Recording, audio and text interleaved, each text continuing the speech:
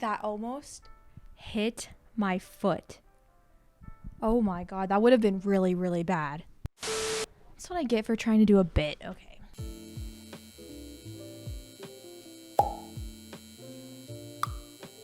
I don't even know how to make a YouTube video anymore.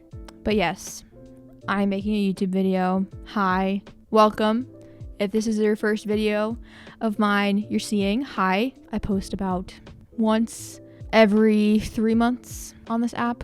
I'm working on it though. You'll notice I'm holding a mic and my camera is a nicer quality right now. I decided to film this video with the camera we use for the podcast, which, by the way, if you don't subscribe to my podcast, you should. It's me and Chris's podcast. It's called Unusual Couple. I'll link it down below. I'm using the camera we use for the podcast because one of the biggest hurdles that I have when it comes to YouTube is like, I'll film the video and then getting it onto my MacBook, my 4-year-old crappy MacBook that dies at half battery. It's a pain in my ass. It really is. It's a hassle. It takes longer to get the videos from my phone to my MacBook than it does to actually edit the videos. So by the time they're on the MacBook, it's just like I'm crapped. I'm pooped. I can't do it. So I'm using the camera so I can put a SIM card into my PC. And hopefully the editing process is easier there, unless it's just way more complicated to edit with the mic. The audio records separately, so it has the potential to be worse.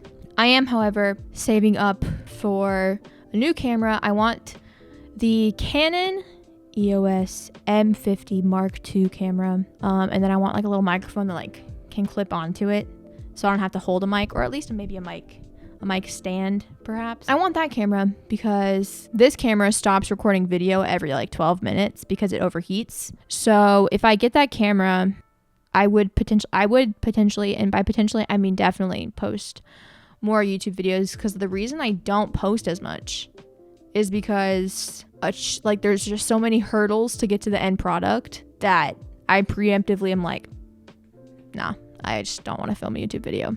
But anyways, to the point of this YouTube video, it's just so awkward that I have to hold this mic up to my mouth so you can hear me. We are unboxing another lightsaber from Artsabers.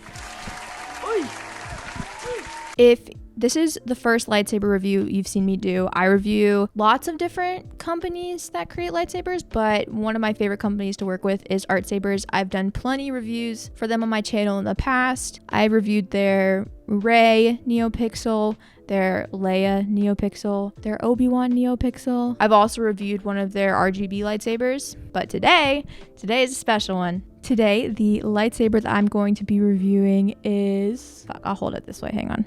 Too many things to hold. Today, we are reviewing Kestis' lightsaber. This is honestly probably, I think, one of the prettiest lightsabers I've ever seen, ever owned, ever held. Okay, let's find his font. Right. Ascension. Ben Solo. Count Dooku. General Kenobi. I'm Kestis.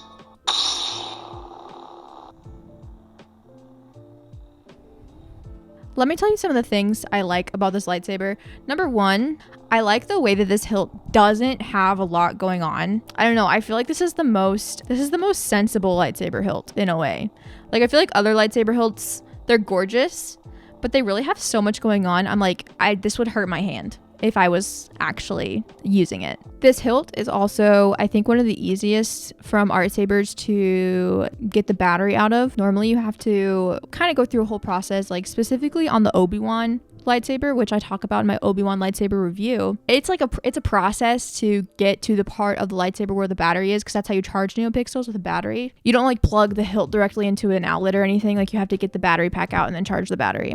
But the Kestis one is literally the simplest one. All you do is unscrew the bottom. It's genuinely so easy. The saber, although I know I just said that the hilt is like beautifully simplistic, it does have a lot of detail on it. It's got a nice cross-checkered thing going on, and like the end of it is like jagged. So although it is like beautifully simple, it does still have a lot of detail, which is one of the main reasons why I like Artsabers so much. All of the insane detail they put into their hilts, specifically their character hilts, they do, in my opinion, the best job when it comes to making character hilts. Unfortunately, I haven't had the pleasure of playing Jedi Fallen Order, but I do know the gists of the characters, the plot, watch my boyfriend play it. If you yourself are a huge Cal Kestis fan, if you're a huge Jedi Fallen Order fan, I do really recommend this lightsaber to you.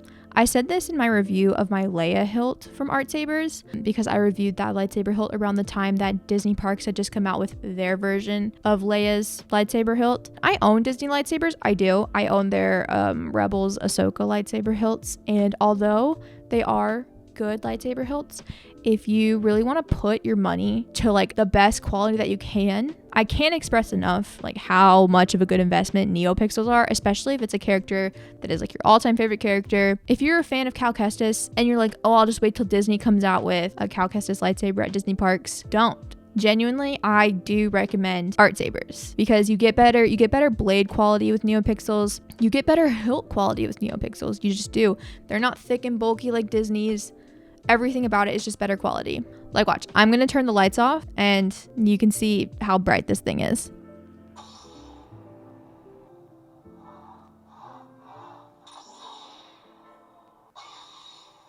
You just don't get this quality out of Disney's lightsabers.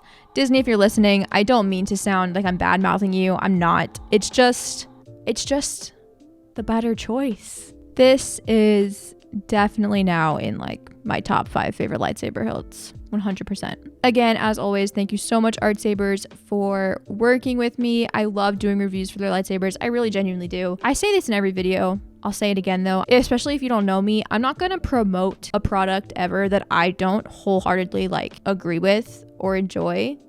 And I continue to promote Artsabers lightsabers because they're genuinely the best to me. They are. I always look forward to working with Artsabers. I look forward to hopefully working with them again so I can keep reviewing these lightsabers for you guys. I hope these are helpful. I'll link my other lightsaber videos for you guys down below. I'll also put like my social medias so you can see me post with these lightsabers. Again, if you have any questions about the lightsaber or how it works or any questions in general, ask them in the comments. I will do my best to answer them. I will also link Artsabers' website down below. Make sure you guys check them out. You can follow them on their Instagram. They're great. But that about does it for this lightsaber review. Thank you guys for watching, and I will see you guys next time.